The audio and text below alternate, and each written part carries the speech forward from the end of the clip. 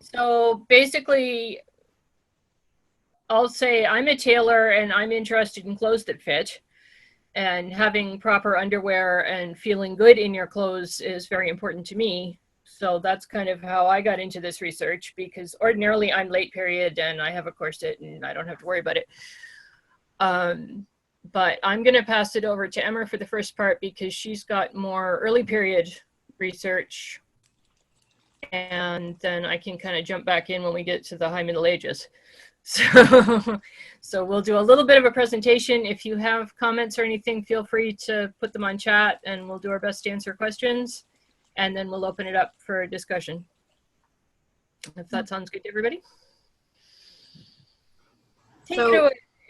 I got into this because I am a cis female who has a large bust. And I think I really started paying attention to it when I first got pregnant. I started doing research into maternity garb, or just how exactly women were nursing, because that's also a really big element of medieval women's lives. We are really, really fortunate to live right now where we have birth control options, but most of history didn't have half the reliableness that we do here. So access to your breasts and clothing that accommodates shifting sizes and supporting and whatnot, it is, you know, I think most people don't discuss it because, oh no, underwear and breasts and things, but it's a really important part of the female experience, if you're a female presenting person. And I just, you know, having experienced that myself, I just will not accept that, no, most of history, women didn't do anything. No, because that's uncomfortable and not fun and impractical for nursing purposes. And so it sort of led me to spiral down this rabbit hole. So the earliest we can reliably go is to the ancient world, the classical era. The Greeks and Romans, the primary garment being a chiton or a peplos style, which is effectively a rectangle that gets pinned at the shoulders or along the arms or whatnot. It's a belted garment. You'll see a lot of statuary and things with the belt, like a cord or something being tied at the waistline. But you have to remember, in this period of art, the ideal feminine beauty, one of the key phrases in poetry and whatnot literally is apple breasted.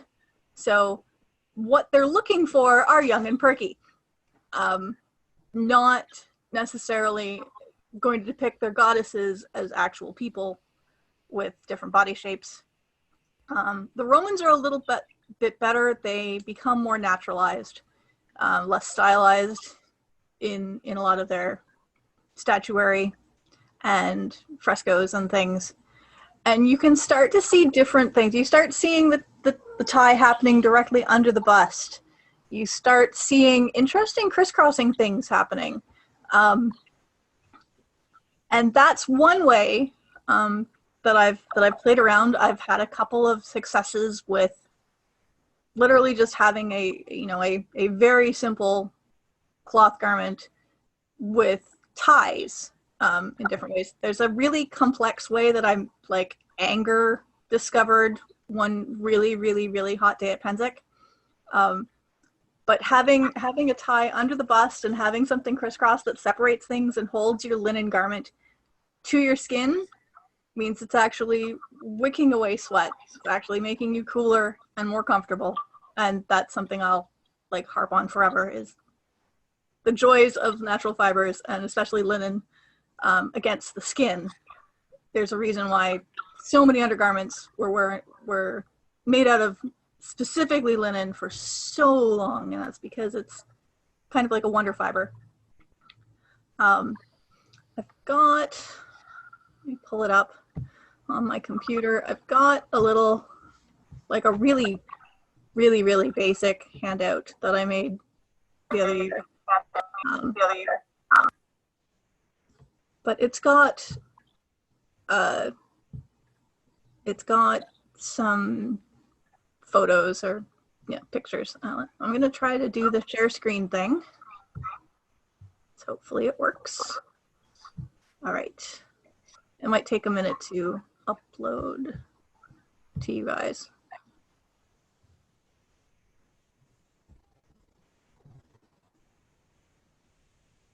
There it Can is. you see my screen? Oh, wait, wait. Don't want that. Sorry. I wanted a different thing.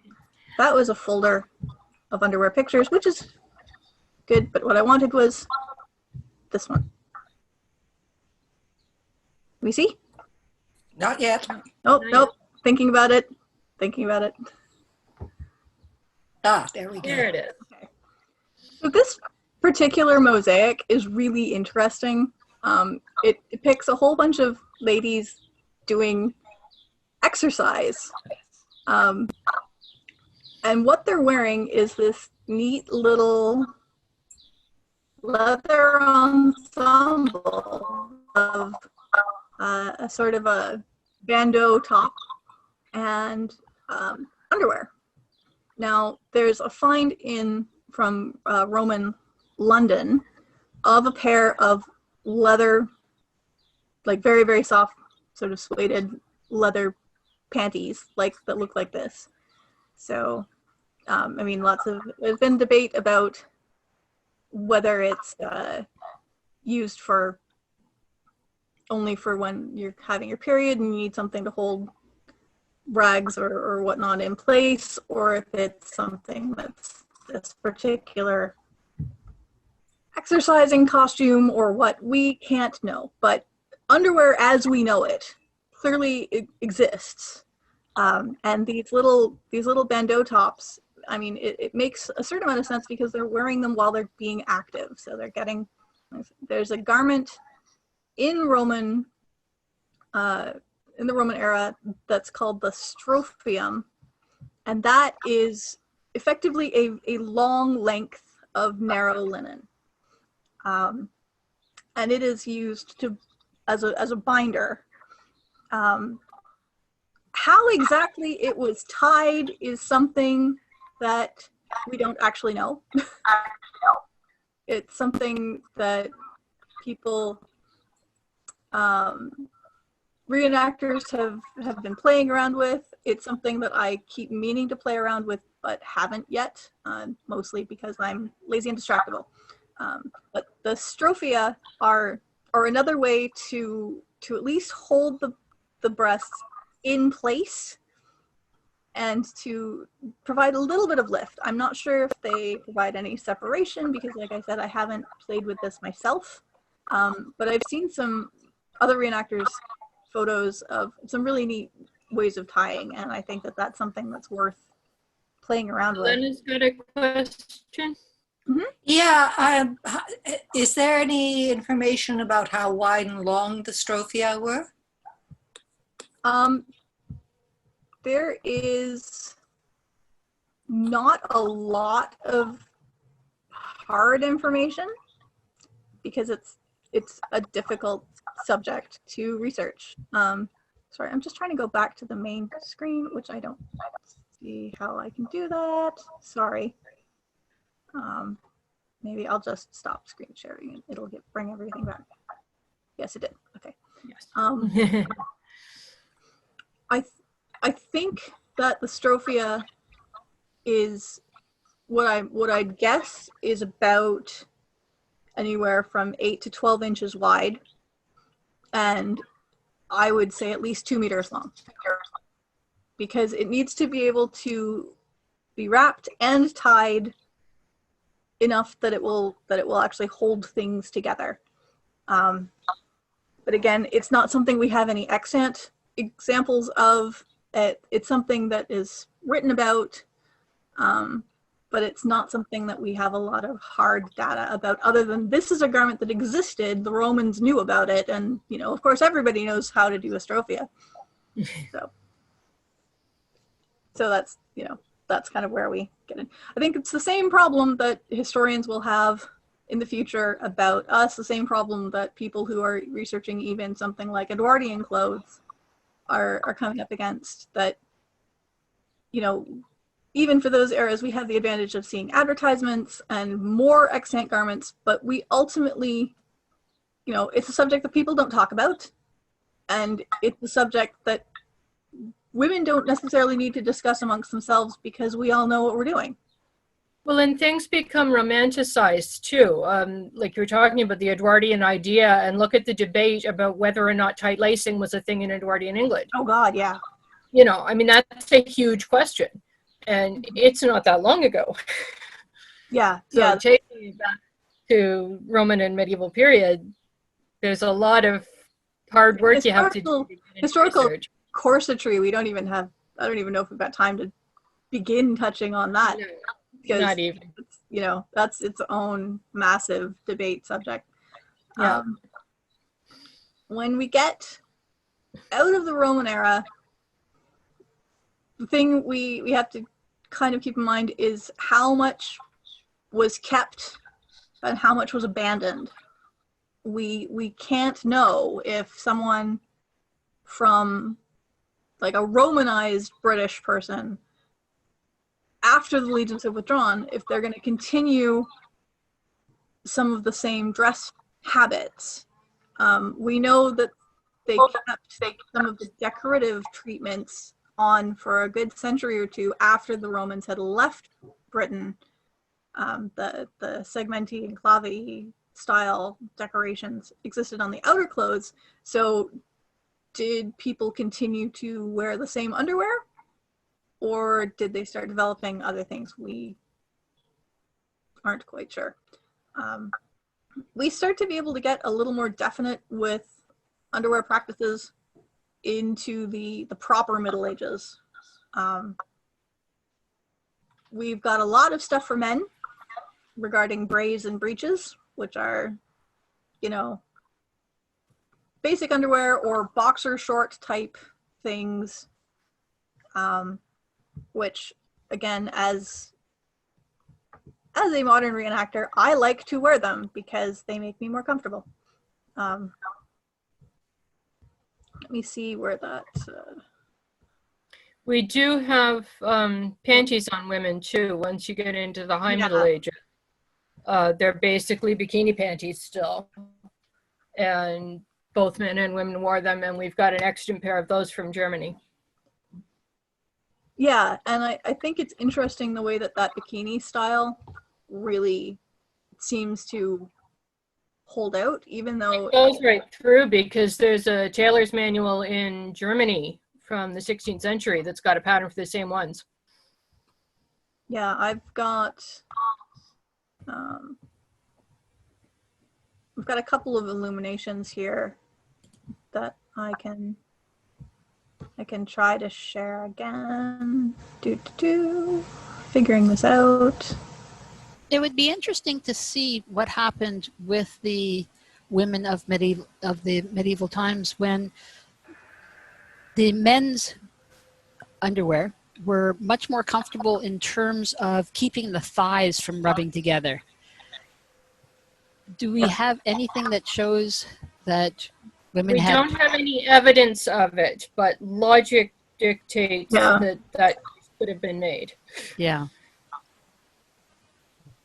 It's the same as we have a lot of evidence that early period cultures had women wearing pants, but oh my God, you live in the North and you discover pants because all the men have them. It seems like people are going to wear them because people are people. There is one Norse saga that mentions a woman, an attempt at divorce because a woman was wearing pants, but contextually it's hard to tell if that means she's literally wearing pants or if she's wearing the pants in the relationship. So Yeah, they're a bunch of like woodcuts from the German region from like the 15th, 16th, 15th century of like demonizing women putting on underwear. They're having the men do the distaff and the women are putting on underwear, or they're battling over a pair of underwear.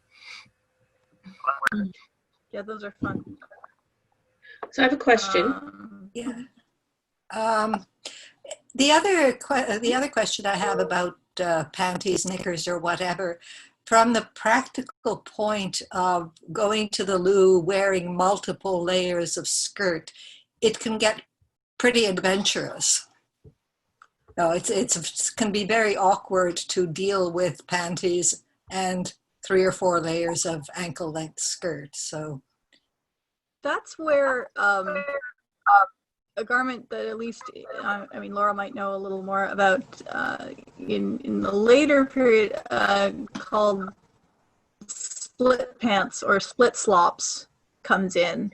And it's effectively how early like are bloomers those? or braids that aren't joined, you know, having in the same way that hose split crotch aren't panties. joined. Yeah, and that is a way that kind of underwear went through into the 1700s, 1800s. How early is it? I'm not sure. We don't know about it. We don't have extants before the 1500s. But we do have a fair number of extant Italian panties from the 1500s. Unfortunately, we even have an expert in that area, but she wasn't able to attend today. Yeah. So I have a question. Mhm. Marina. In the pictures, Emer, you show there's a band underneath, in the women in the chemises, there's a band underneath their breasts. Yes. Is that just like, what kind of, like, it looks kind of shaped, but that could just be the curve of the breast. Is it just a band that's wrapped underneath? Like, what's going on there? We start Okay, seeing evidence of actual seams. Yeah, there's when it comes to the undershift, there's sort of 3 main types. One is just almost like what I'm wearing now. A really simple tunic shaped garment that's worn without anything. I'm getting feedback on myself. Is anybody else getting that? I'm getting a feedback. Yeah. Yeah, I'm getting a bit too. Weird. I'm gonna try to disconnect my fancy mic.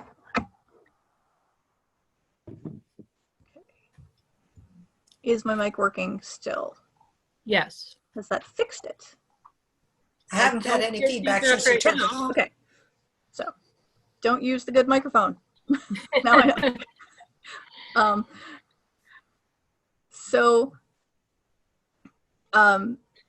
You can have a tunic that actually is fairly well fitted. That's a different rant that I will go on all the time. I know some people, especially a couple of the ladies that do the Gothic, like 11th century stuff. Their inner layer is a tunic that is cut smaller. I've actually got a picture from Kohler for 11th century. I cannot prove this. I've seen it in Kohler. I have seen it nowhere else. But can you see that? The top part is larger than the bottom part, and it forms 2 bags. Ooh, that's neat. And I have made that, and it is really comfortable. I have not seen an illustration that documents it. Kohler is not big on where he got this pattern. So I can't prove that, but I can tell you that if you're wearing 11th, 12th century garb, it's really comfortable to wear underneath. Yeah, the other thing with the Blio era is they are sort of tight lacing. The overgarment laces. So if you have a basic tunic, you can kind of adjust yourself when you're pulling in, and it's supposed to make gathers and of extra fat, like they actually are cut longer so that they gather around the middle, and that would provide a certain amount of support. And this it's what I refer to in my own head as pressure fitting style of garment. Seems common. It's certainly possible, but when you start getting to different body extremes, it breaks down as far as use goes. The first tunic I ever made, I followed instructions, not the first I ever made, but the first one I ever made that was based on rectangular construction. It said for the body panel to measure your waist, and that's how long your body is going to be. Which I was younger, and I wasn't quite as endowed, but I'm still me. I'm very hourglass shaped. I had to like wriggle and pop myself into this thing, and then they stayed in place, but it wasn't comfortable, and it's not what you're supposed to. You really need to be measuring the widest part of you around for most tunics. But that sort of pressure fit tunic shape, because if you put in an underarm gusset, you do get a little bit of extra sideways stretch to go right where the bust line is. So if you're not maybe as dramatically different between rib cage and bust size like I am, that might work for you. So There also question. seems to be shifts that are in that same sort of pressure fit mold where it's without sleeves. They've just got straps that go from the back front. So the body panel and gores are still in place, but it looks almost like a kid's sundress. Somebody was going to say something. Yeah, so question there, when you were talking about the side gores, would you say that takes place of the bust dart? I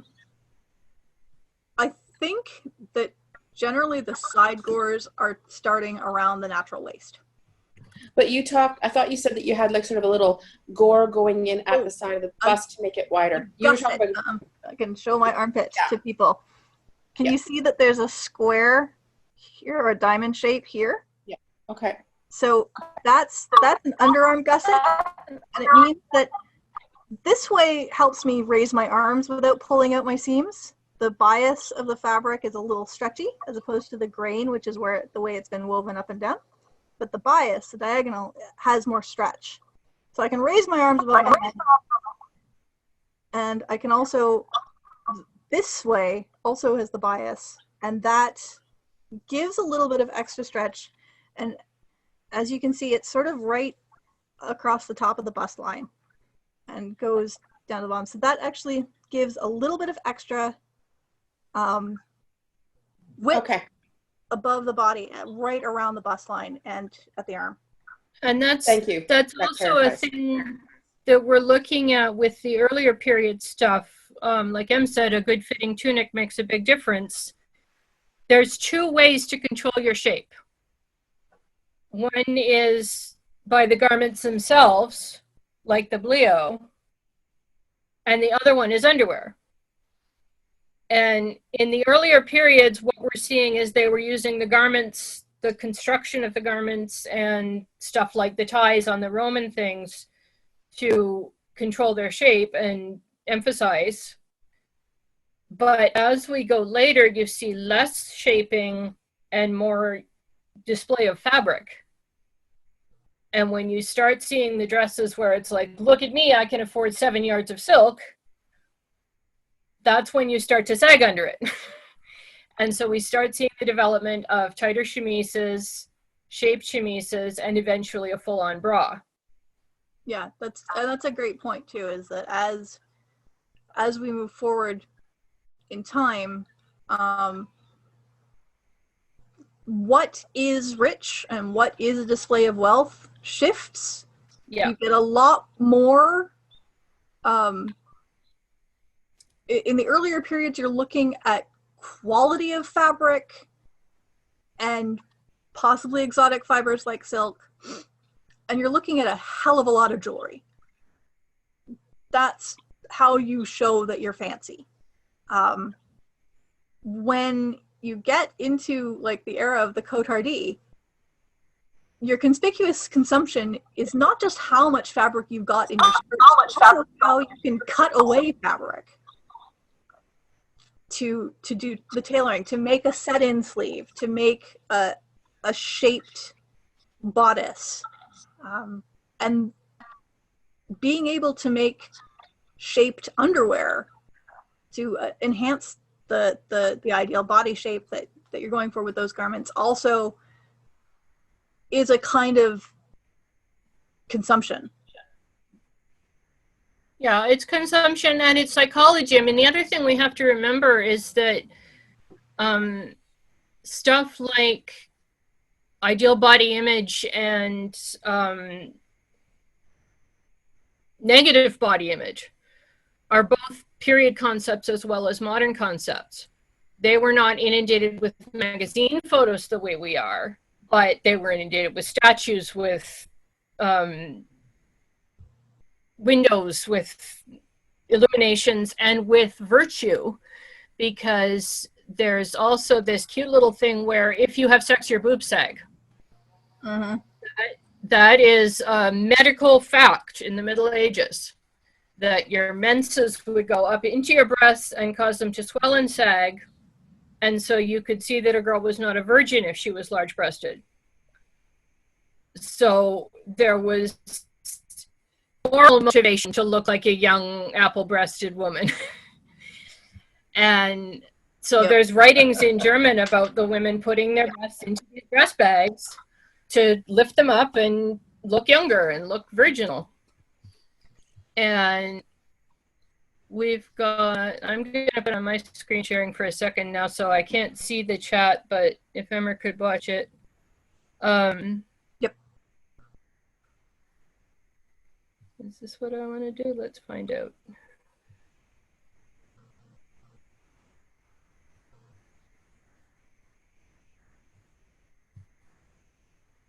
Yes, that is what I want to do. There we go. Okay, so let me find my pictures here.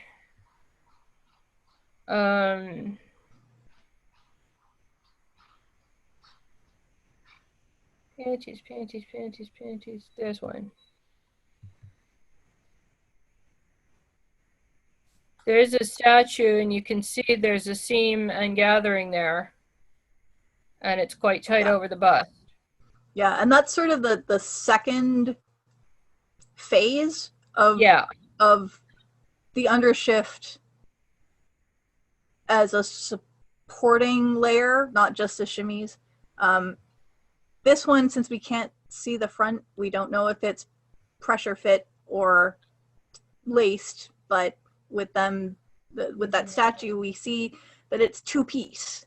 There's a bodice, and then there's a gathered skirt, and that certainly we see more and more of that in the 15th century.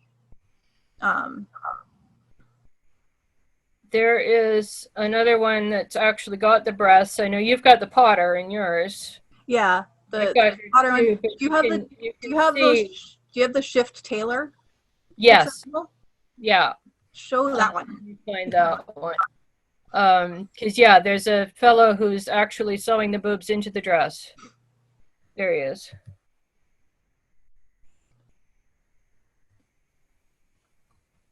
So with this one, especially, I love this the shift in the background. Yeah. You can see that it's got binding on the armhole and neck hole. You can see it's got side lacing, and that's how it does up. And it's got big circles where the breasts would be. So it's got the shaping, and that's where we get into the, that one's tagged to the Langberg Castle brassiere, which is a really fascinating find of several pieces of underwear that all, most of them sort of follow the same thing. The most accessible one is the one that had the sprang, but this is a different one. And what you can see with the Lingberg Castle brassiere is that there's actually a shaped cup put onto a bodice piece. And just like the statue with the woman crouched over, where it had a gathered skirt to a bodice, the Lingberg Castle brassiere, it's debated whether it's a standalone bra or if it would have had an attached skirt. Yeah, it is believed that they had an attached skirt, and I'm going to do a striptease now because I'm actually wearing mine. In the meantime, Rachel Yeah. has a... Hi. So yes, we think that that bra originally had skirts. So it's really exciting. I was able to actually go to Austria and inspect those. So it was really neat to, That's amazing. So yeah. And if you're interested in any sort of written articles about that, sorry, I totally interrupted you. No, you go right ahead. Your bra looks great. If you So if you're interested in reading up on the Lingberg stuff and like the tailoring that went along with it and patterning and stuff, there's an article on academia.edu called "The Lingberg Finds Remnants of a Lost 15th Century Tailoring Revolution," and that's from NESAT 13. And I co-wrote that with Marion McNeely and Beatrix Nuts. So yay! Amazing. For us. I'm gonna put my email into the chat, Okay. and if people want to, because chat function's really annoying and you can't easily copy paste things. So it's good to throw up. Sometimes if you throw up links, it works, and other times it doesn't. So if people want to email me with their own resources, whether it's websites, your own articles, photos of your own stuff, if you don't feel that shy, we can gather it all up, and then Rylan or Odette can basically put out a resource page or handout on the Fool website after the fact. Yeah.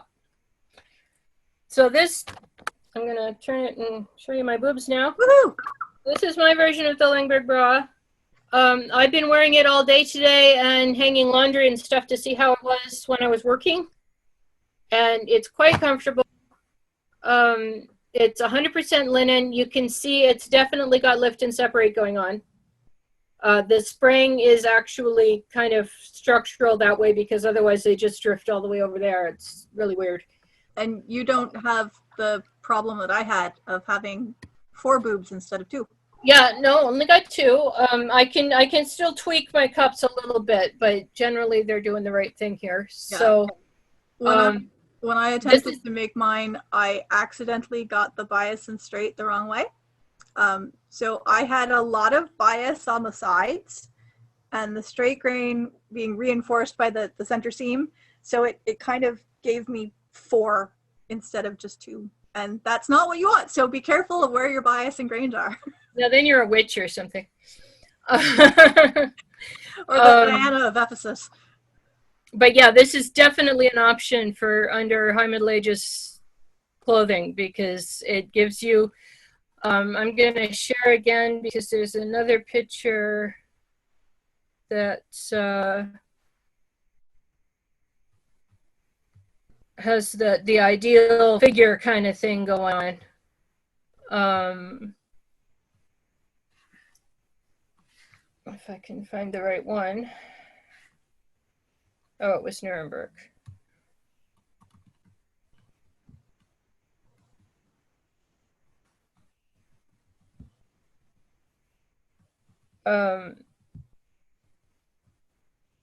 It was Nuremberg and I can't find Nuremberg.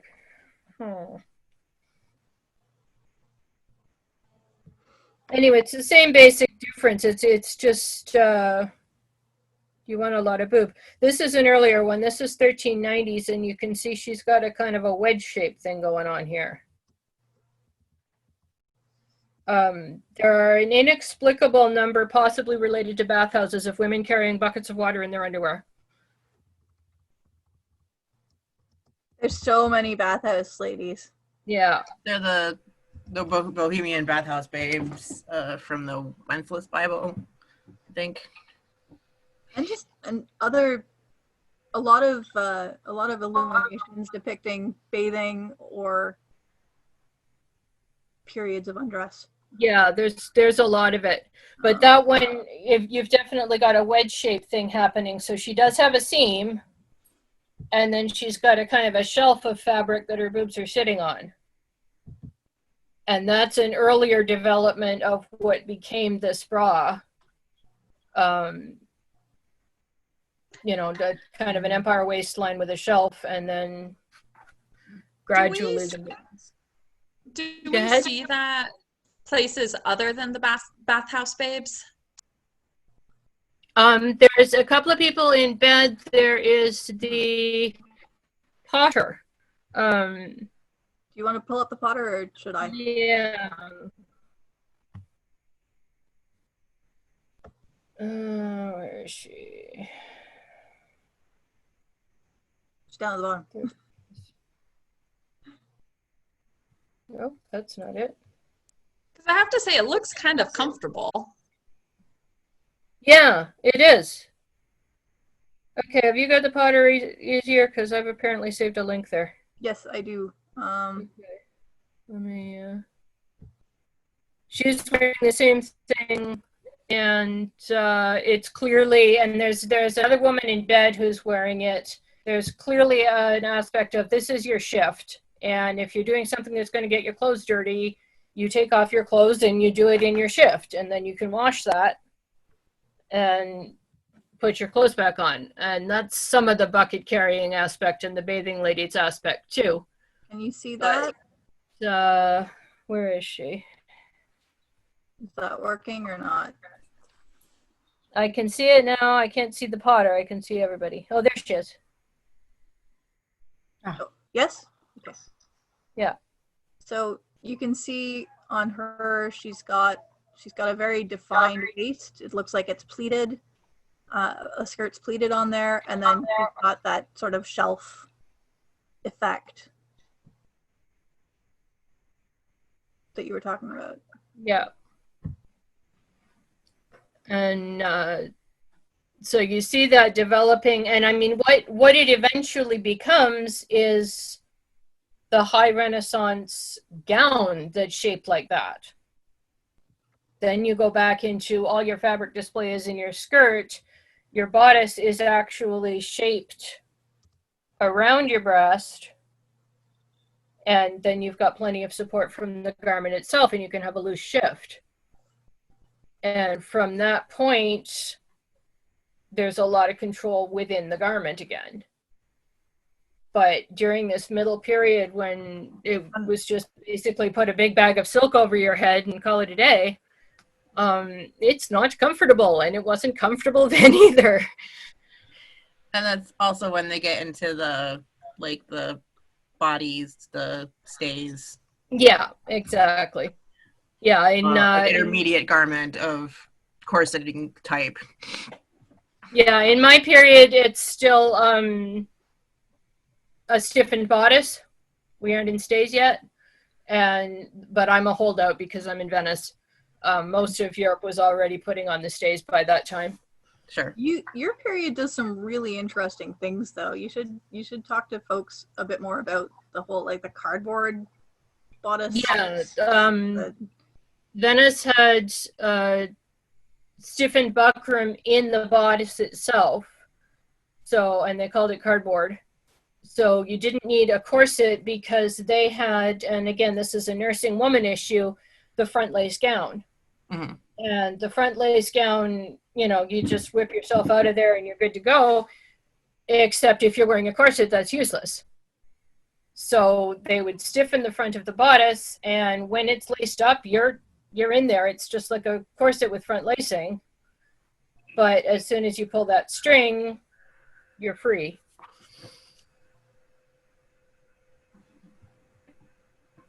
So has anybody else got stuff to contribute, questions? I was wondering what weight linen you used for your Lindbergh bra. The bra is medium. the bra is actually lightweight and the cups are medium weight. I think I have a question. Sorry. I think when I made my attempt at the Langberg bra that then got put in almost in a permanent timeout, I think I was using like 3.5 ounce,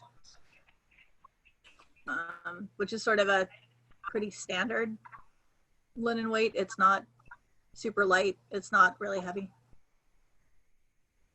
I have a question about the buckram you mentioned. Excuse me. What happens when you sweat in it? I haven't had any problems. Partly that's because it's actually sandwiched. The full bodice is a layer of buckram coated with hide glue, sandwiched between 2 layers of wool, and then you've got lining and face fabric over top of that. So the bodice is like, 5 millimeters thick. Okay, so unless But you'd have to go swimming to soak it. Okay, so the sweat gets trapped before it gets to the buckram. Yeah. Because even present day buckram doesn't do water gracefully. No. And what year is that methodology dated to? That's 1560s. Oh, okay. It goes quite late. Venice was very late in taking up the corset. They were also hesitant to take up hoops and trains, and I think that's because they have gondolas and corsets and hoops and trains that are very inconvenient if you travel by water. That makes perfect sense.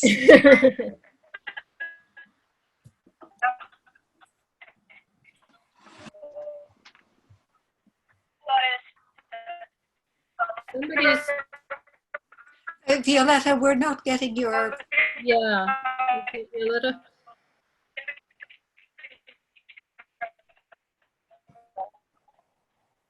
I'm afraid we're not hearing you at all.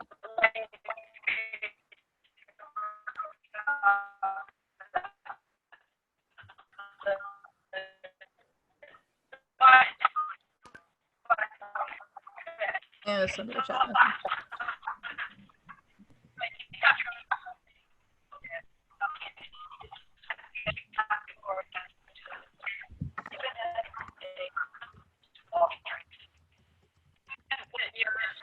While we're waiting, may I ask another knicker question?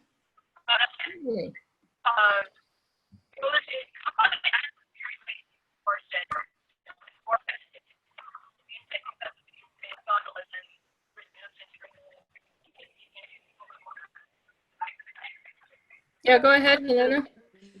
In late period Italy, is there any evidence of how many women actually wore knickers? Because there's a lot of there seems to be negative reaction to it in some writing. Well, there's negative reaction to women wearing because the courtesans would cross-dress. And there's the usual confusion as there is with the corsets in later period, what they were actually talking about when they're talking about women in knickers. Were they talking about cross-dressing women who would be, of course, immoral and horrible? Or were they talking about women wearing underpants? There are quite a few examples of the underpants.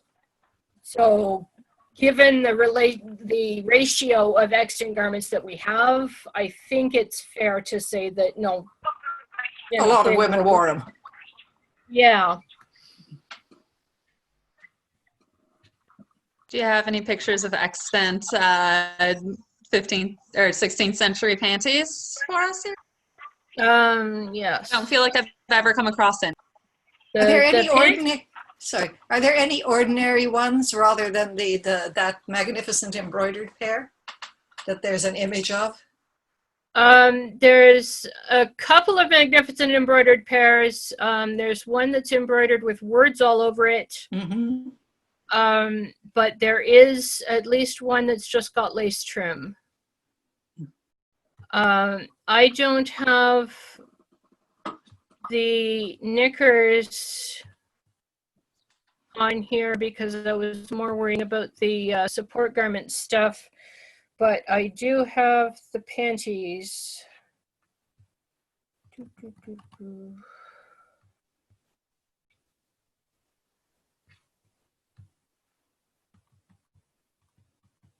There. No, that's 1471. There they are.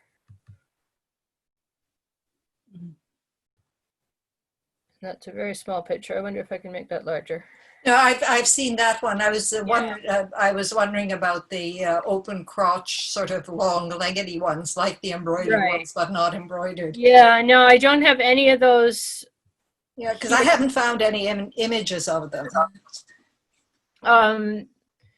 Janet Arnold's got some, and there should be some in Elizabeth's Closet Unlocked too. I don't know if they've got the split crotch ones. Yeah.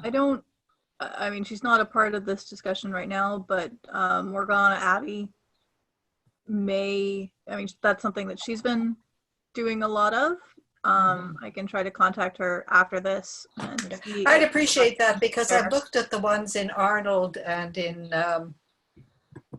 Her Majesty's Wardrobe Unlocked, and it's not clear. Anyway. Yeah, I'm not sure how much the split crotch was used. There is certainly an argument for it if you've worn long skirts and knickers, but it also makes a difference whether you're wearing hoops or not. Because with hoops, I mean, everything just kind of goes up at once. Yeah. You know, you're not fighting the layers. And the style of toilet in your area makes a difference, because if all you're doing is squatting over a hole, you don't really have to lift very much. You know, there are various places in Europe where they did not have a seated privy. Well, Italy's privies still had those square things with footprints. Yeah, exactly. And so, you know, that kind of navigation makes a difference. And I find that both the choice to not wear underwear and the choice to wear a split crotch underwear there's psychological implications to that as well. Because we're talking about a culture when rape and seduction were often confused. A level of protection around that area is not a bad thing. There were gangs running the streets. Women who were perceived to be immoral were in fact made to be so. They had ritualized gang rape of prostitutes, where they would actually sign their names on a wall and say, so-and-so has had her 31. That's a real fear. And so if you're not a protected woman, you're going to be concerned about that. I mean, Artemisia Gentileschi put up with a rape, you know, and she was in a more protected class. So I think that factors in as well in terms of what people were wearing and where they were wearing it. Sociology of underwear. Yeah.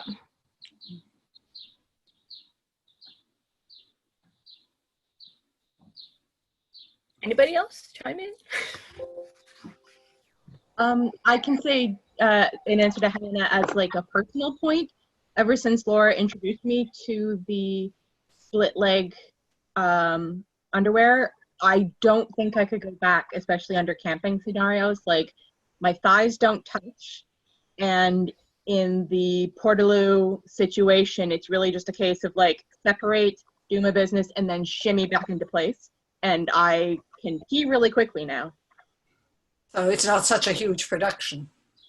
Yeah. Yeah, because wrestling with knickers under 3 or 4 layers of, or 5 layers of fabric is brutal.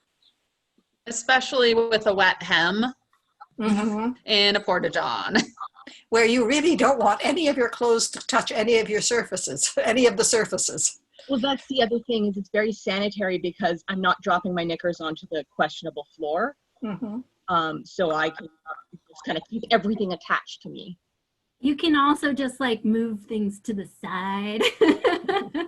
So I've tested out those little Langberg underpants Yeah. in camping situations, and I can tell you it's it's hard because you don't Yeah, want non-stretchy seems challenging. it's not Yeah. stretchy, right? So you're trying to like lift up all the things, right? Untie one side, don't untie both sides. Untie one side, try to move things off to the side, do your business, and then retie. So, I don't know how practical these things are on a daily basis. I'm just going to chime in there. I think maybe they were used during certain times, but not daily. And I've got a little bonus for you. So I've made reconstructions of these underpants based exactly on their their dimensions, and they are tiny. Yep, they're These are little. exact measurements, all the same like construction and everything, and they are wee. So they'll fit over your hip and barely cover your stuff. But yeah, and they did do a DNA analysis on this find, and it was inconclusive. So because the archaeologist actually touched the garment. Oh. I know. So her DNA was in there too. I think that perhaps these things could have been used secondarily by a woman. And sort of the fact that the originals, I don't know if you can get up a bigger picture, but the originals have several layers of patching. So that, we could argue for the fact that these could have been used as sort of a quick and dirty.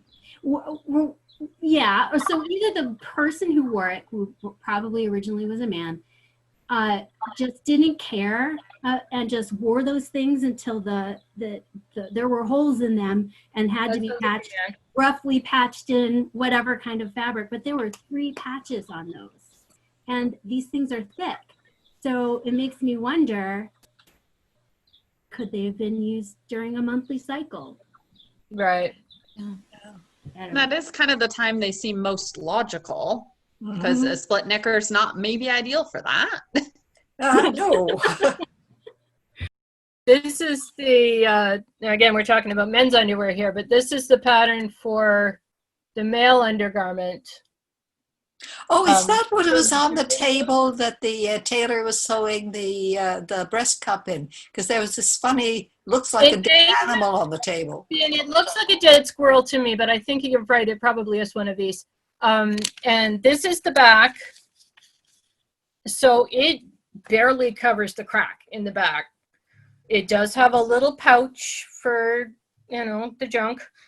And then it ties on either side. And same thing, it's sitting on the hip bone. These things are wee. Yeah. I made a pair for Cesare, and he asked that I make him some boxers, please, because he's afraid they're not going to last. There's So also it's basically just a sling. Yeah. kind of, yeah, there's a couple other patterns, sort of 14th, 15th century, for men. In my mind, they're nicknamed Saint Sebastians because if you look up portraiture of Saint Sebastian, he's always in his underwear. There's also some of Jesus,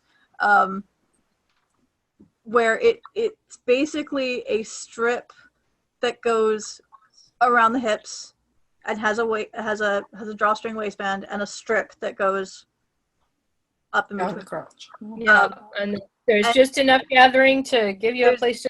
Yeah, and because generally they're shaped and they actually have a little more. If it's sort of a trapezoid shape, it'll have more in the front for men's bits, but they're really briefs. Yeah. Let's see if I can share my screen. I got a Pinterest link here. It sounds like they're more for the jiggle factor than for covering up. Yeah.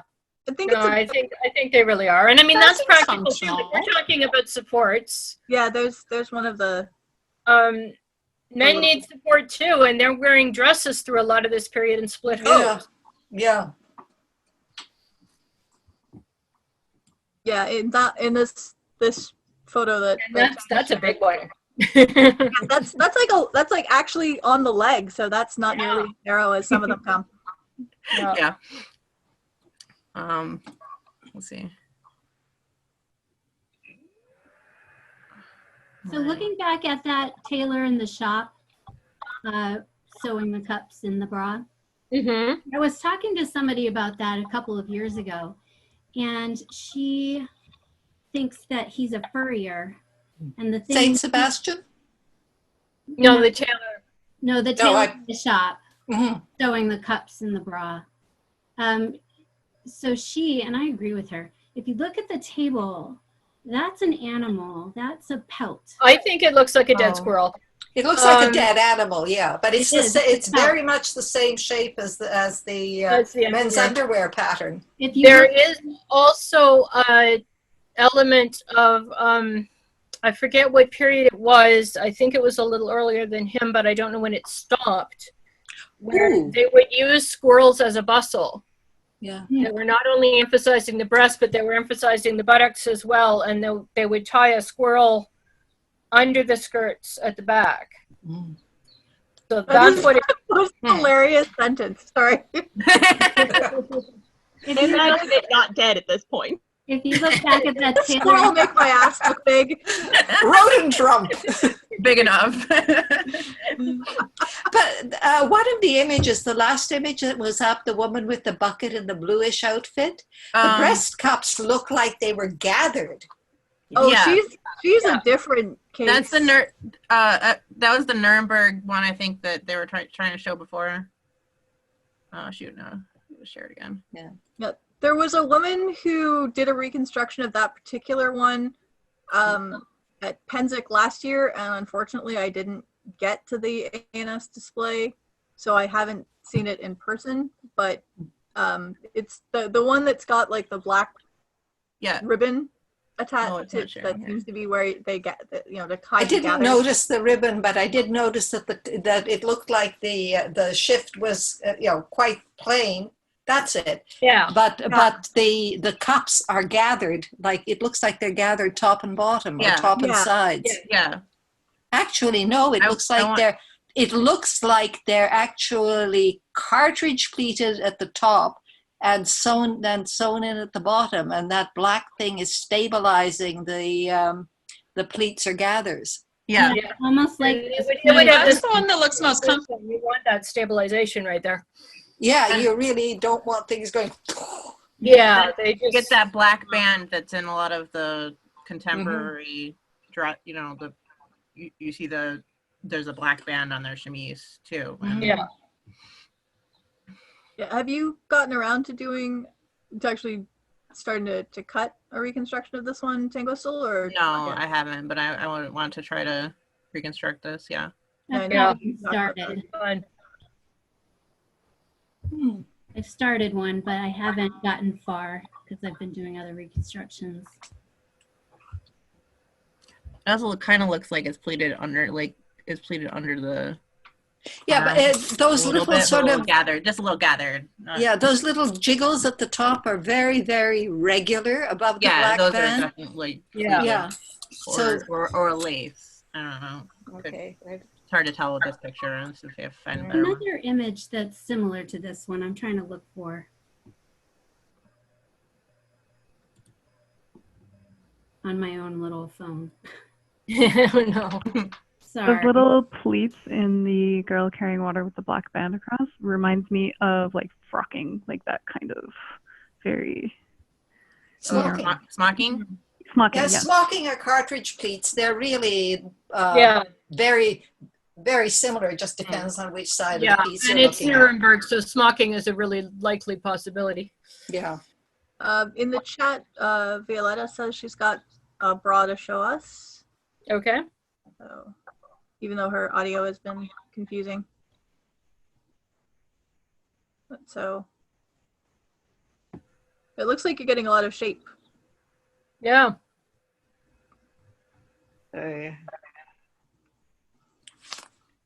Yeah, and that's something else we have to keep in mind.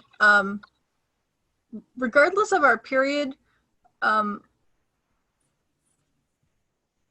like Laura was saying earlier, the shape that people are going for isn't the modern shape. Modern undergarments. Right now, most bras are slightly molded cups. What we're wanting is very separated, but also very round and very smooth. I think it's because, you know, the t-shirt bra. There's this idea that we really can't show that we have nipples. We need to be really, like, I am in no way wearing a modern bra right now. I'm wearing my own shift pattern, but if I was wearing a modern bra, I would be significantly higher and very, very smoothed and rounded.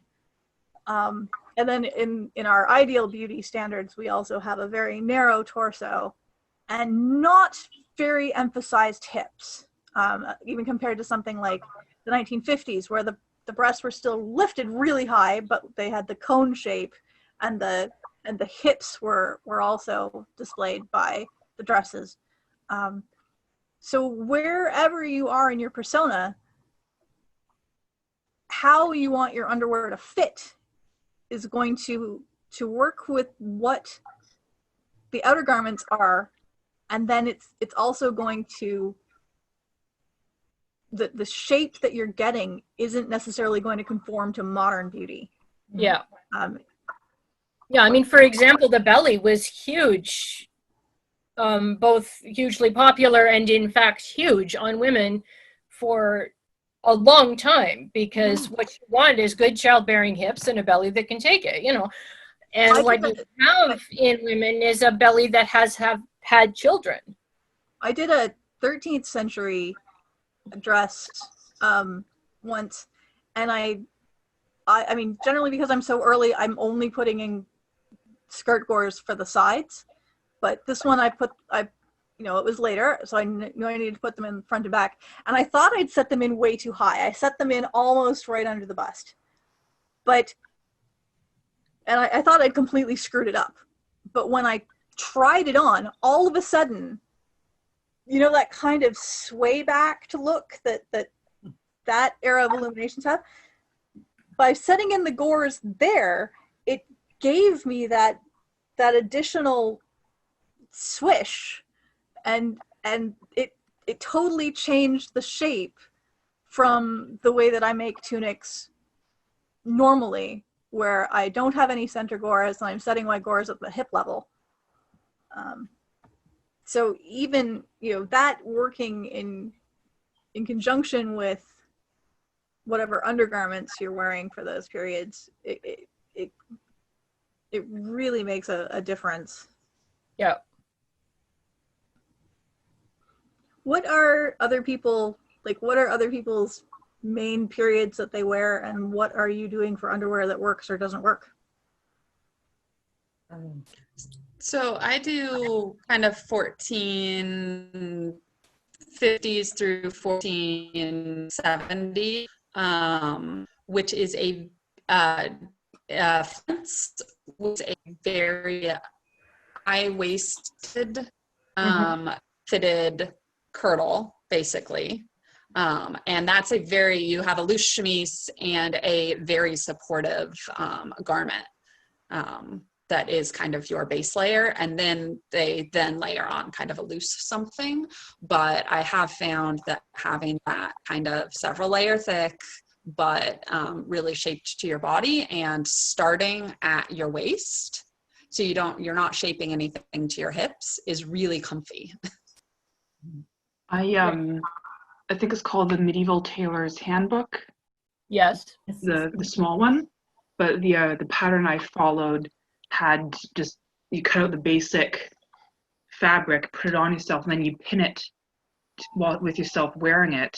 And so I was able to, you know, lift and tuck and make sure that this dress fitted in all the right places, and I have enough support in my fastenings that I can just put it on, make sure everything's sitting correctly, and the dress really is, I find it very supportive and comfortable. Yeah, pin fitting is another tailoring technique we touched on in this discussion yet, but it's a massive game changer when it comes to doing relatively simple things that still alter the structure. especially things like cotardis. And there's this garment is late period and it's Middle Eastern inspired. But it's not unlike what they were doing with the cotardi as well. It's square cut construction, but it comes in at the waist and then it has the gores. And it gives great support and is very, very comfortable. So again, it's just a question of fitting, like it's actually got your waist and also your boob. And like that one wedge-shaped chemise, it is pushing you up into place, even though it's loose up here. Yeah. Mm. And the key to that kind of patterning is really get a buddy to do the pin fitting and wait a while and then pin fit again because the fabric's going to relax.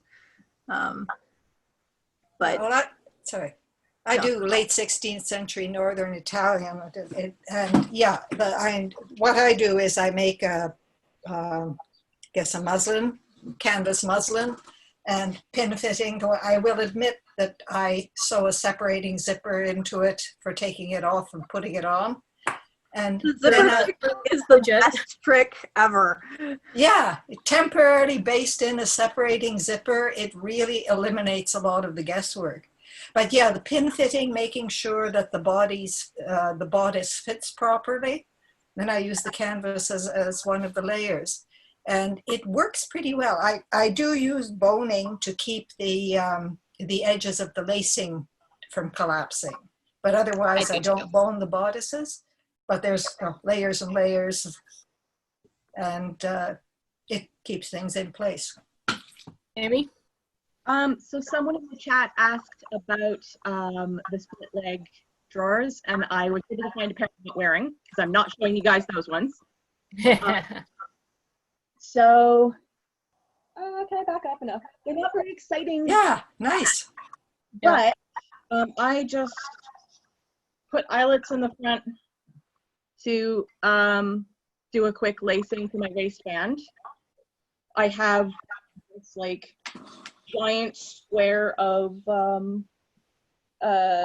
linen, which is I did give myself like a little bit of a swoop to get around my around the crotch area. Yeah, but a lot of it then gathers into the waistband, and then there are no other seams. They're super comfy. Does it have any back seam at all, or is it just completely the only back seam is the waist? Okay. I think I do a little bit of an overlap at the back. Okay. To establish the angle of the, But otherwise, nope, just basically from stem to stern, you're flying in the breeze. Okay. And you find that resolves chub rub? Oh my gosh, does it ever? Because that's one thing, I'm new to all this, but I was like, there's going to be some thigh rub up in here. Yes, there is, and it is awfully uncomfortable. When you start hitting those warm camping events. Yeah, I haven't played around with the split pants, but I wear men's brays underneath everything. I mean, for too many years, I was only half smart and wore men's boxer briefs that are at least cotton. But now that I've played around with linen brays under things, I have to do a game changer so that I have them for modern dresses too. I have to make bloomers because I'm not going back ever again. I was like, I'm gonna have to figure out something because I'm not preemptively. I was like, I'm not messing with this. I need to figure out what everybody else is doing because I know that other people have thought this through. Your thighs do not need trial and error.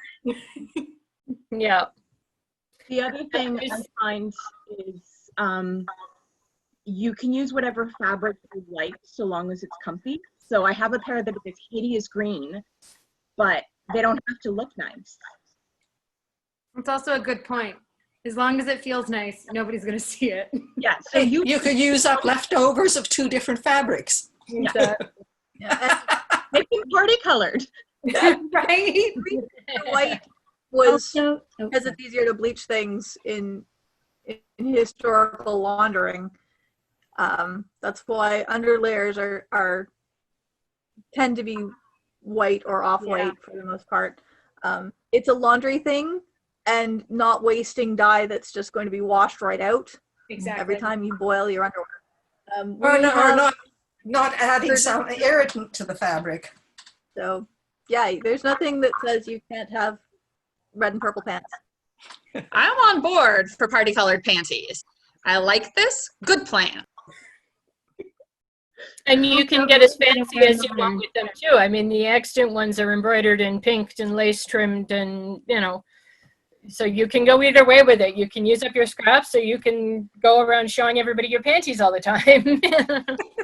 Well, some people Like that illustration. No, Yeah, yeah. Where can we get a pattern of the split front panties? it's basically two. It's probably got the easiest if you can sketch it out.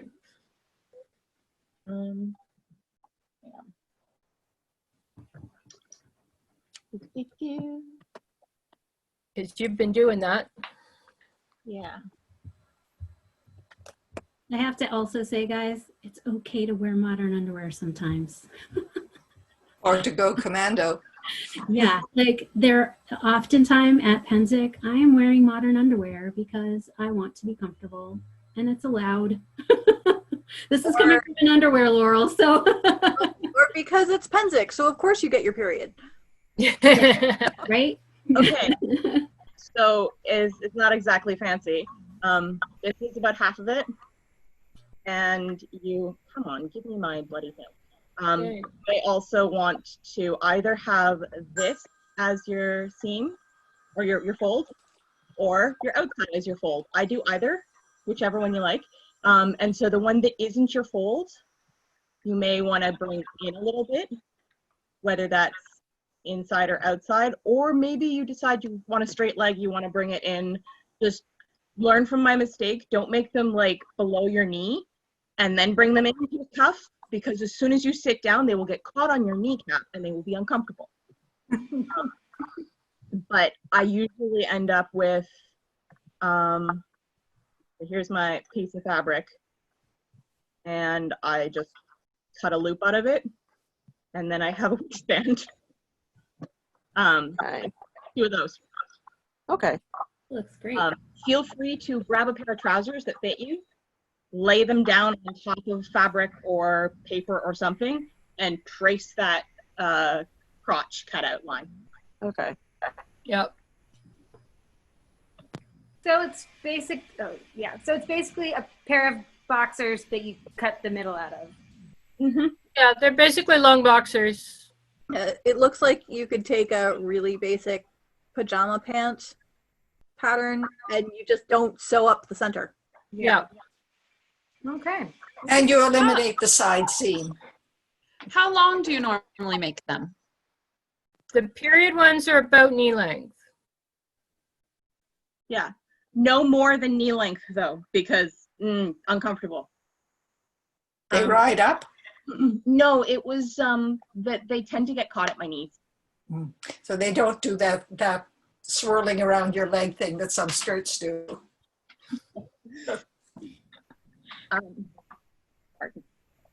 think, yeah, halfway down the thigh to the knee is a good length. Yeah, because I find if they're too high on the thigh, ask me how I know. I've done this before. They don't avoid the chafing. Mm-hmm. You know, things tend to kind of ride up and you wind up chafing anyway. And then you're chafing with trousers on and that's no good. But round about knee level balances out the riding up and, you know, it all evens out and everything's comfortable. The other issue I had was one pair almost don't help me with the chafe because I made the mistake of adding the turned over top. I was like, okay, well, they're going to need a cuff, right? So I added 2 inches to it. except that you end up, not only I shouldn't have added that for turning it over, but also it was going to have a waistband attached. So they fall several inches below the crotch and almost don't work. Right. Yeah, I've had that I've phrase put there and pulled them up like to cover my nipples. Yeah. I think in tailoring terms, that's called the seat and the rise. Yeah. Yeah. Really Yeah. inside center seam or lack of seam, and getting that right. Really, yeah, because if whether you're wearing with a split or with a gusset in the center or whatnot, you have to have it still come up high enough on your thigh that it's not, so it's actually helping you. And ideally, this is the tailor part of me speaking, but if you make the back higher, you'll find they sit on your body better, because they'll sit at the top of your butt and then they'll go down under your belly, and it's going to be more comfortable and everything's going to sit in the right place. I've read that to get an idea of how deep the rise needs to be is if you sit and measure from your waist to the chair. Chair, that'll give you a reasonable idea. So I can't remember the last time I made pants, so. Yeah, and that's because that's where it needs to flex. I mean, standing up, rise isn't really a problem, but when you sit, everything shifts and pulls, and you don't have a bias gusset there, and it gets very unpleasant. So when I make pants to account for rise across the butt, I measure from like the floor to the waist with the person bent over, to determine how like long the piece needs to be. And that is usually fairly successful. And then when I'm making my braids or when I'm making pants or whatever, I make them the same front and back, but like tall enough that they're going to cover my ass. And then I just cut away the extra in front. Cut away the extra.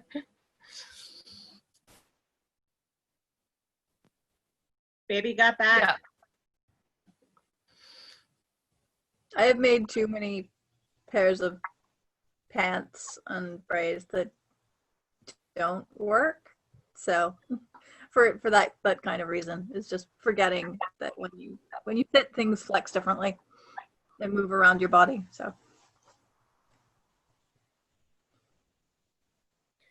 we've got a question in the chat. For those who skip modern underwear, do you worry about a stray stinging or biting thing? Are there cautionary tales, or is that not really a thing? I have had a wandering piece of grass. I am allergic to grass in my skin. Oh no. And every once in a while when I'm crouching down helping setting up camp, I'll have that moment of, what is that? Oh no, it's just a twig. But it's fine. I generally find I've got enough skirt going on that nothing flies up there. Yeah. You know, if you're sitting or crouching or something, twigs are a problem, but generally even bugs give up before they get anywhere near me. Yeah, long skirts and multiple layers discourage invasion. Yeah. I actually find it weird to go back to modern skirts without having bloomers or something, especially if I've just been doing STA stuff and I'm wearing my braids. Because even though they've got really wide legs, like I don't have any gathering or tapering. I just make really rectangular braids, but I don't know, there's a certain level of security feeling that comes from them. Whether or not you're wearing modern panties underneath those. Yeah. I used to wear bike shorts under my dresses to SCA events to deal with chub rub. And when I went to linen braids, I was like, I never went back. So much better. Yeah, I've done modern shorts that just button and zip underneath my skirts, and I really want to make a pair of linen braids. It's worth it. How about upper supports? Do we have some success stories or utter fail stories? I do, actually. I'm just gonna bring this closer and put it over top of my cat. Yeah, so I found that I thankfully don't need as much support as my size would indicate. But so long as the underbust is tight, then I can kind of be fast and loose on top. So I could wear a garment that wasn't as tight through the bust, but stop it. But that would fit underneath my bust, or I could wear a belt under the bust, and that would hold everything in place. And then I kind of, other than the occasional like scoop and lift, didn't have to worry. Well, it's kind of like the Roman thing. Yeah. I mean, I haven't talked about Tang and I's sort of business venture thing, but developed a shift pattern that sort of is based on the bathing women, but it just uses drawstring, like I'm wearing one right now. It uses drawstring channels at the front and back, so the drawstring creates the shoulder straps, and then it's got a drawstring casing at the underbust. And between those two, it's incredibly comfortable. You can adjust the neckline and where the shoulder straps sit, depending on what kind of outer garment. You know, if you're doing a cotardie with a boat neck, you can actually have the straps and they stay there. But yeah, having just, you know, even just a drawstring in linen in that casing under the bust makes a massive difference. It's better than underwear elastic, you know, or like sort of bras or Yeah, what. better Even than though the shape ends up being fairly sports bra like, it's just so much more comfortable. So yeah, it's the same thing if you do the Roman tie, or I guess if you're just putting like a little one underneath a chemise or something. Duvessa says she's got a fail story for us. Yeah. Oh, I found it at my my SCA underwear drawer. So this is, I made this to go under Roman or early period stuff, which is like, as we've been discussing, no support whatsoever. So it is one square of fabric that has been stitched at the sides. Hang on, I will hold it up if you guys can see that. It doesn't really look like anything. That's the front and that's the back. So it is open in the back. I cut, this is not the time. I cut the neck hole out. That's one of the reasons that it failed. And then it just frayed like crazy when I put it through the wash. I don't remember what I was thinking at the time. Anyway, so it was one square of fabric that I stitched up the sides but left room for my arms, and then just like cut the neck and cut it quite a bit in the back, and the dog chewed off this end of the tie, but there were ties to tie up the back, like roughly where a modern bra would connect. Right. And then the band under the breast is it's about 2, maybe 2.5 inches thick, or long rather, to provide more like just under bust coverage. And then it's darted directly under the breasts, so that there's a bit of shaping there too. So the purpose of that garment was just basically to sort of like stop them from flapping and and absorb sweat. And I wore it to an event. It was functional, not really comfortable, but it did stop me from flying all over the place. It did absorb sweat and mostly behaved like a sort of inexpert compression garment. And then I put it through the wash and it exploded, and the dog did the one tie. So I never really bothered going back to that because I think I eventually just was like, yeah, I'll wear modern bras. It's not the end of the world. But I do find like modern bras work for holding things up, but don't work great as sweat catchers. And like what you were saying about like having something under the breast to like even just like a little bit of a drawstring or something to like hold that fabric there so that like I have gotten at SEA events like boob chafe from sweat, especially really, really hot ones. So yeah. Yeah, that's we were talking about the later period stuff earlier, and there's a debate about whether to corset up or down. Yeah. I strongly encourage corseting up. Yes. If you're small, you don't have a problem and you can just kind of squash them flat and everything's good. But if you're large, while corseting down does give you a lovely line and does stay in place all day, the boob sweat will kill you. Yes, yes, it will. It is not comfortable, it is not functional, and it is not the way they did it.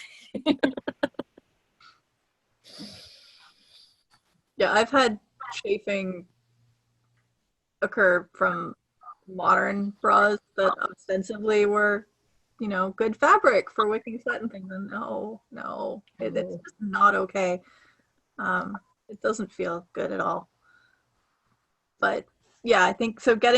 Whether you're getting a bit of a lift from your corsetry or your bodicing, or if it's like just getting something that puts that fabric in there really makes a difference.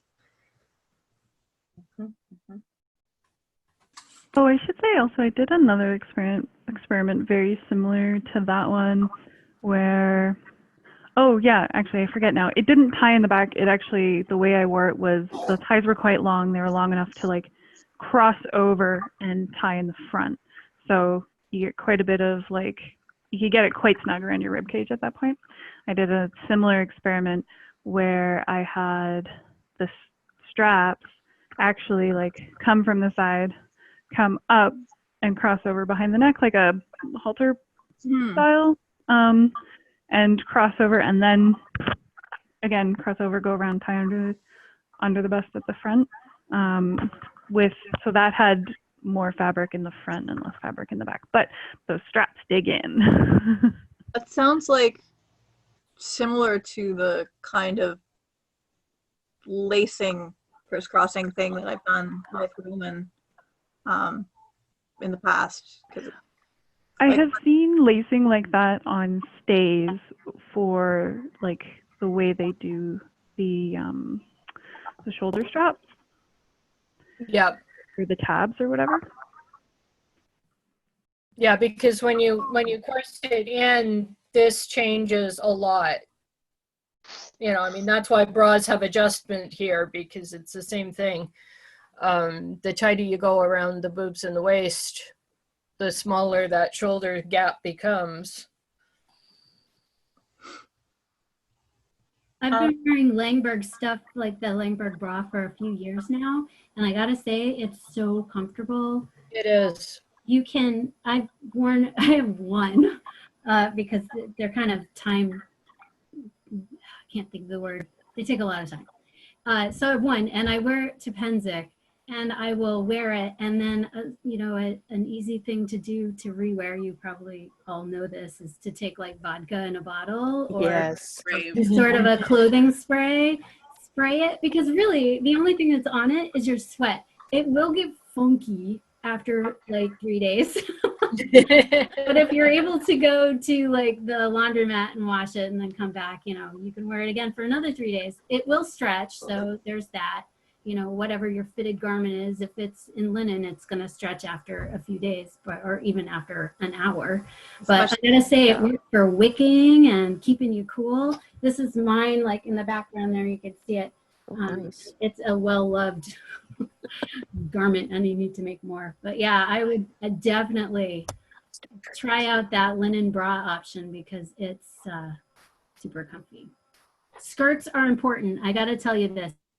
If you make a Langberg bra, put a skirt on it, because my first experiments with this, because the original didn't have skirts still on it when it was found, so we didn't know if there were skirts attached originally. So when I tried making my first few, they rode up like under my boobs after like an hour. That's all bunched up under here.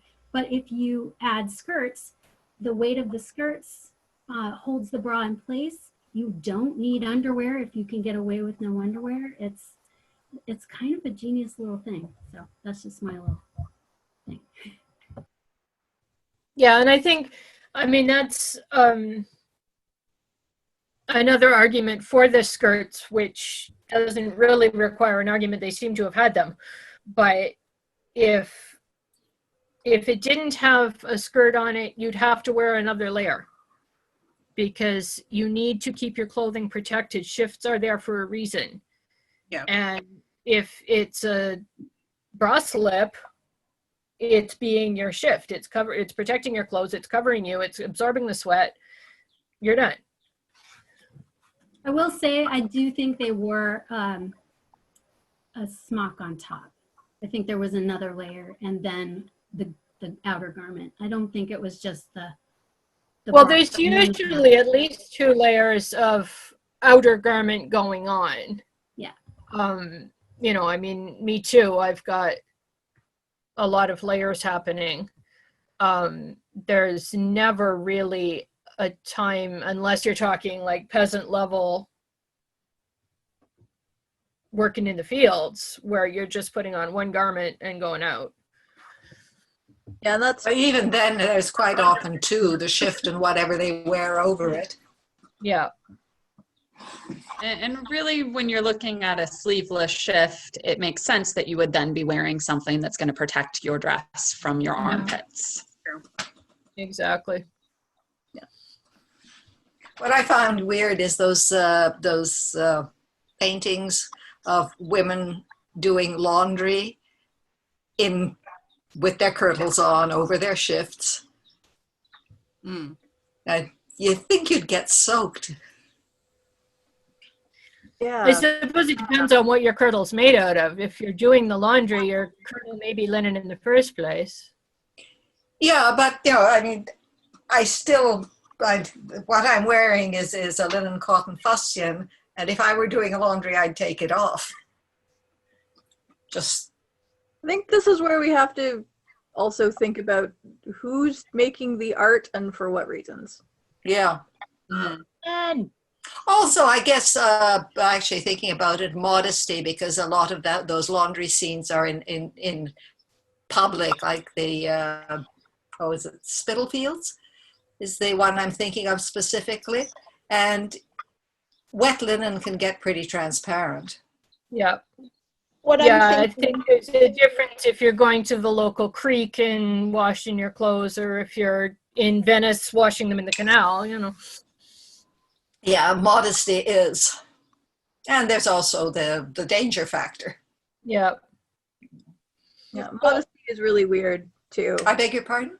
Modesty internally is really weird too. Like, because Tang and I, for our merchant business, walk around in our underwear, and in my tent, I feel just fine. I'm wearing my work clothes.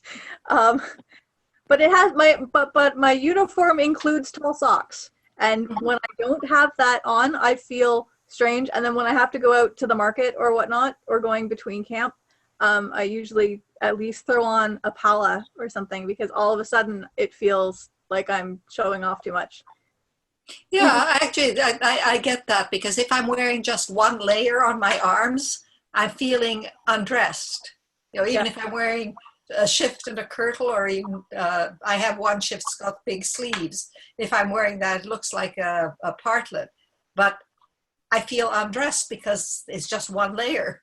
Yeah, or if we're at a camping event and I'm going, you know, and court is about to happen, even if the day has been insanely hot, if I'm wearing only one tunic with shortened sleeves, I know that I'm underdressed. Yeah. And it's not like anybody cares. It's not like I'm showing off anything except my arm, and I do that anyway when, but this is usually an underdress. and it's got the, it's got long sleeves, and even if I'm pushing them up, I'm more dressed. Yeah. Well, the interesting thing is that, internalizing our concept of the modesty that goes with the clothes we're wearing. And, 21st century modesty, sure, I show my arms all the time, no problem, but just one layer of linen on my arms under my kirtle? Eek. That's wrong. Walking around in public in a bikini and walking around in public in your bra and underwear. Yeah, very much so. True. Yeah. Actually, that would be an interesting course, class, roundtable is modesty. Yeah. Do you show your ears? Do you show your hair? How much hair do you show? Yeah. That would be a really great. At camping events, like I will set up in shorts and a tank top, but then if like first thing in the morning and I'm only wearing my short sleeve shift that's like one layer of white linen, which covers way more of my body, but I gotta put something over that. Yeah. Yep. I mean, I it also time and place. I joke because I am walking around in my underwear today, but I often walk around full in my underwear. It's been kind of a running gag for me for the last several years. But my underwear is a shift and a pair of bodies and 2 or 3 petticoats. Yeah. And frequently a sweater. So, the modesty factor, you can't see any of me, but my hair's down and I'm wearing my underwear. Yeah, well, it's I just remember an illustration in some history cartoon book. It was good history presented as a cartoon. The concept of modesty, North African woman wearing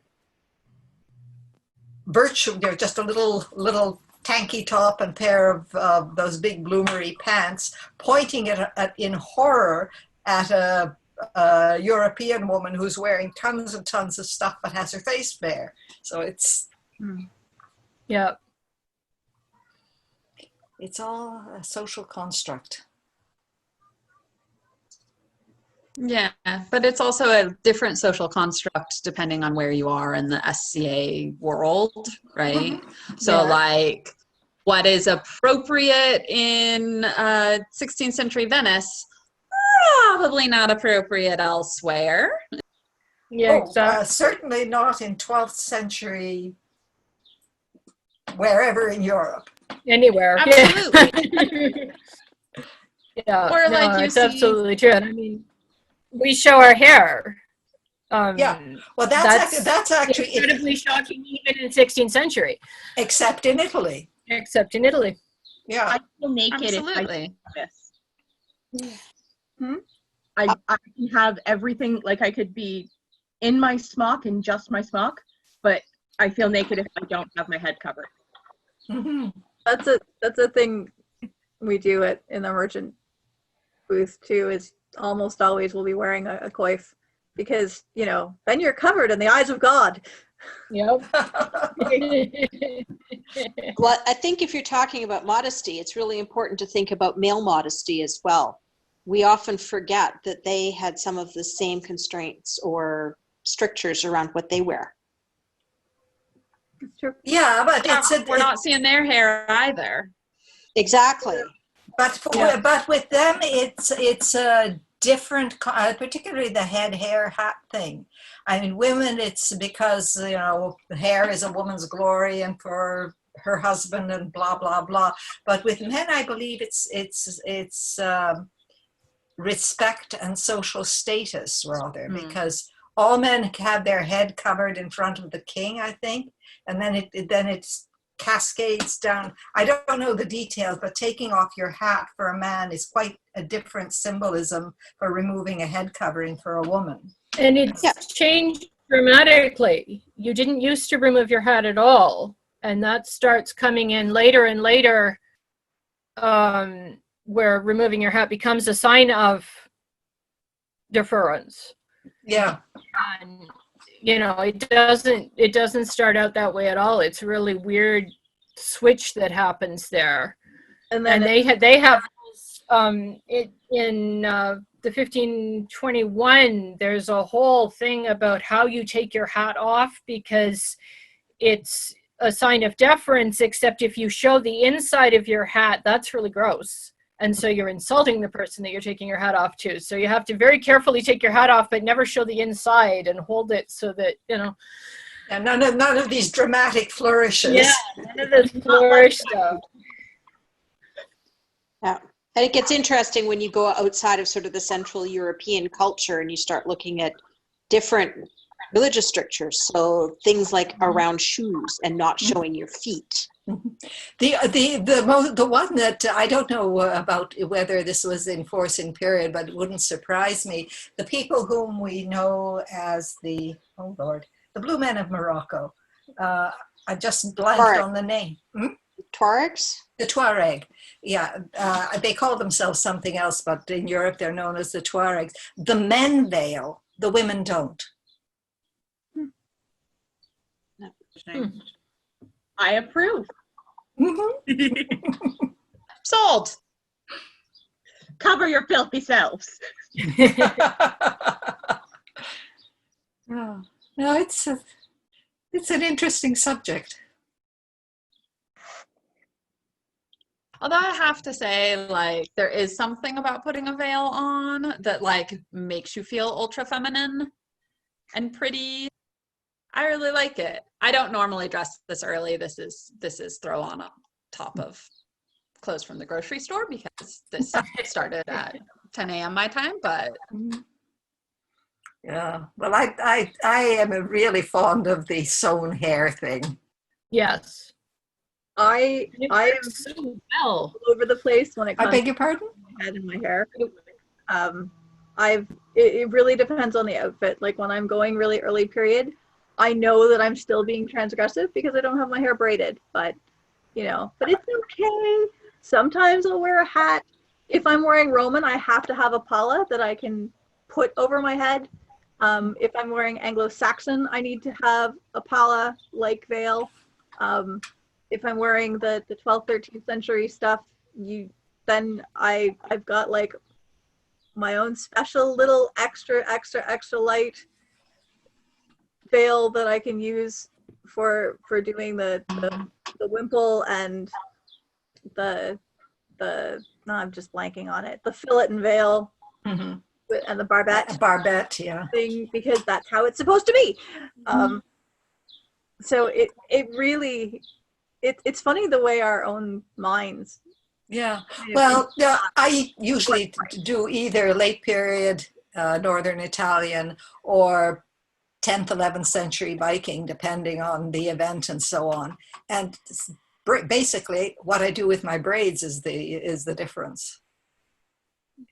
Either let them hang down for the Viking or get them sewn up for. Yeah.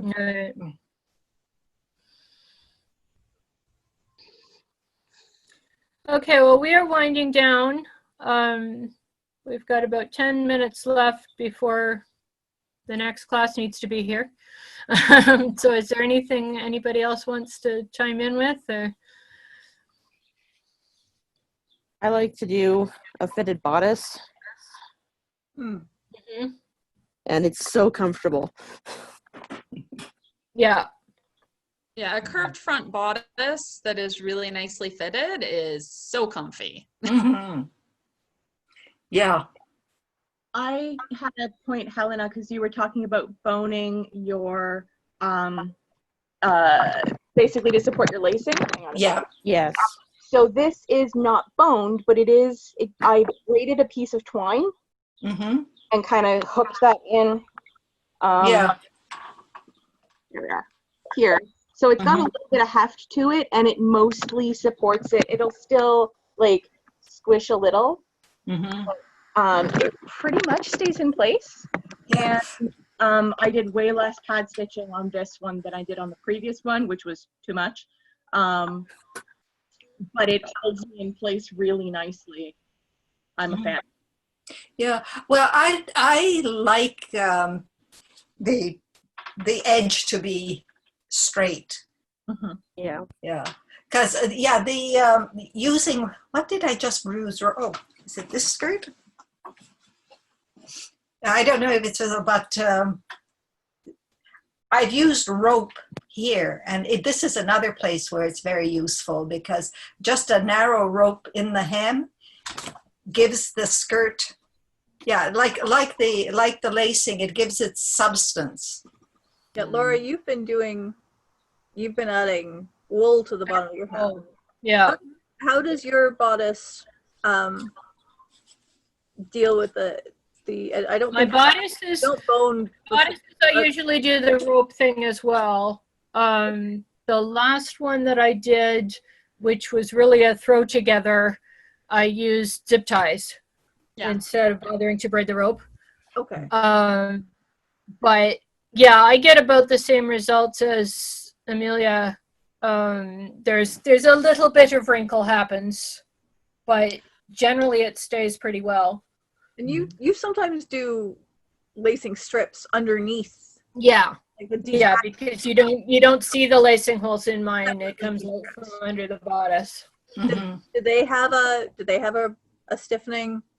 That's where I put the stiffening at all. I mean, they're sewn down, like it's basically a lacing strip that's sewn down on both sides, because it's ladder lacing. So it can be sewn down completely, and you just go through the eyelet holes to lace it. Okay. And is the braided rope stiff enough to keep the ladder lacing from getting wonky? Yes.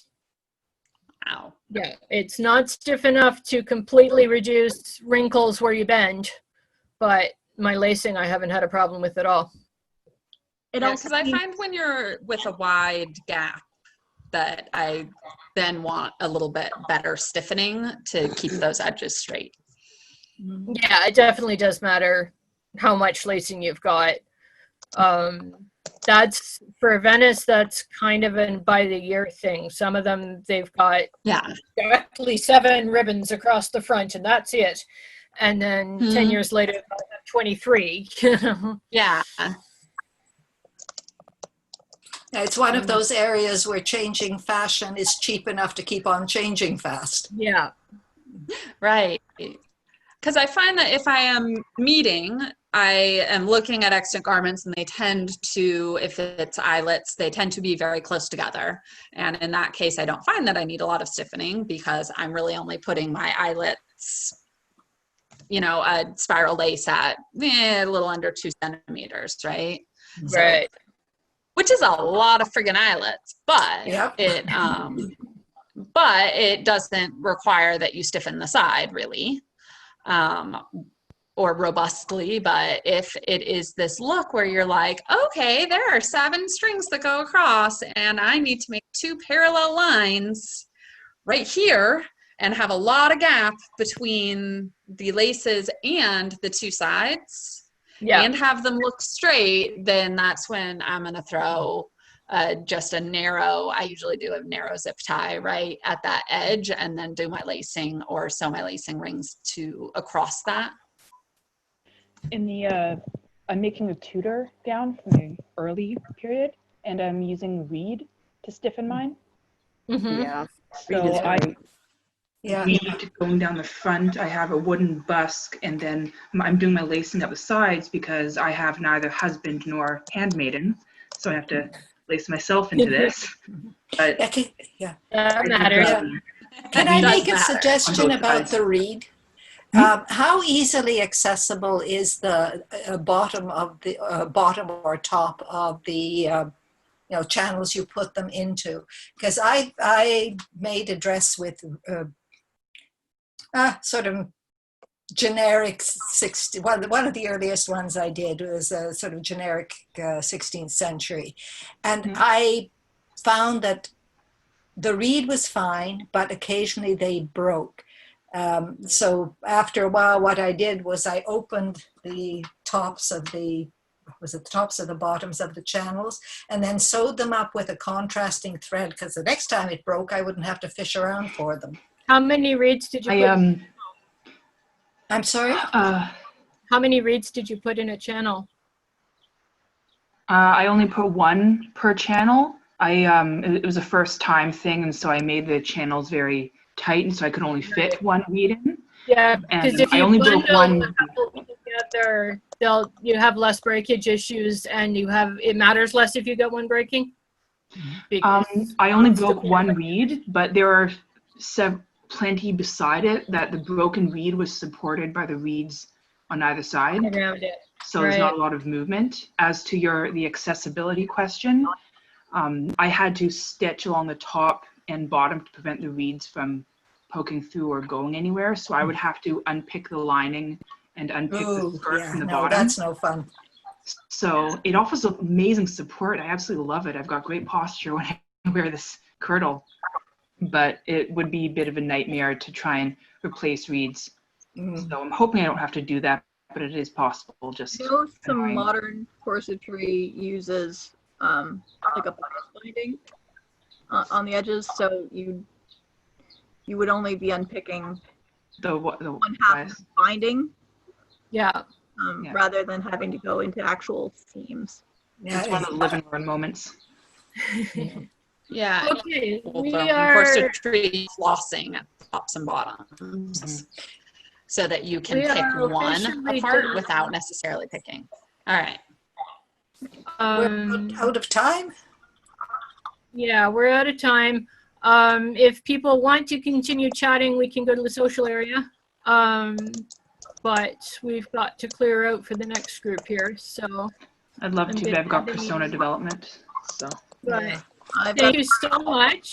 Thank you. It was a really Thank you. Yeah. It was great. Thank you. It's awesome. Good.